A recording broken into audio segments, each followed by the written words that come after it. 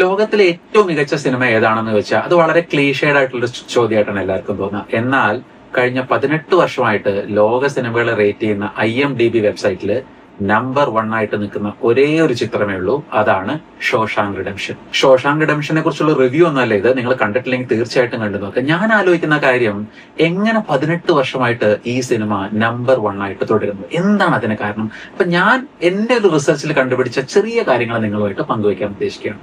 എനിക്ക് ആദ്യം തോന്നിയ കാര്യം, ഇതിൽ ഫ്രണ്ട്ഷിപ്പ് പോർട്രേ ചെയ്തിട്ടുള്ളതാണ്.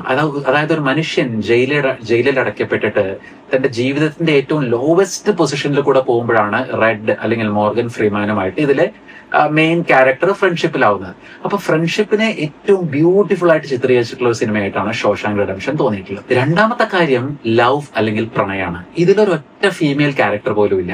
അപ്പൊ ഇതിലെ കാണുന്ന പ്രണയം എന്ന് നമ്മൾ പറയുന്നത് സെൽഫ് ലവ് ആണ്. ഇതിലെ ലീഡ് ക്യാരക്ടർ പ്രണയിക്കുന്നത് തന്നെയാണ്. തനിക്കിനി ഒന്നും നഷ്ടപ്പെടാനില്ല എന്ന് ഉറച്ചു വിശ്വസിക്കുമ്പോഴും ഇനിയും തനിക്ക് സ്വന്തം പ്രണയിക്കാനുള്ള സാധ്യതകളുണ്ട്, ജീവിതത്തിൽ നിന്ന് കരകയറാനുള്ള സാധ്യതകളുണ്ട് എന്നൊക്കെ വിശ്വസിക്കുന്ന പ്രണയത്തിനെ അല്ലെങ്കിൽ സെൽഫ് ലവിനെ ഇത്രയും നന്നായി പോർട്രേ ചെയ്തിട്ടുള്ള വേറൊരു സിനിമ ലോക ചരിത്രത്തിൽ ഉണ്ടെന്ന് എനിക്ക് തോന്നുന്നില്ല. മൂന്നാമത്തെ കാര്യം, ഹോപ്പ് ആൻഡ് റിഡംഷൻ.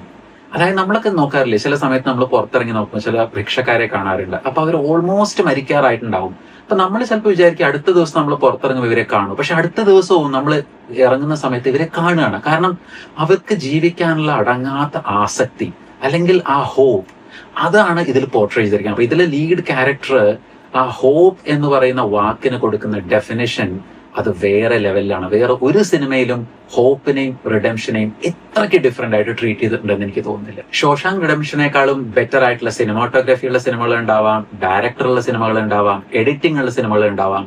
എന്നാൽ ജീവിതത്തോടുള്ള അടങ്ങാത്ത അഭിനിവേശവും അളക്കാൻ സാധിക്കാത്ത ഫ്രണ്ട്ഷിപ്പും ഒരിക്കലും അസ്തമിക്കാത്ത പ്രതീക്ഷകളും ഉള്ള ഷോഷാങ്ക് റിഡംഷന് പകരം വെക്കാൻ വേറെ ഒരു സിനിമ ലോക ചരിത്രത്തിലില്ല.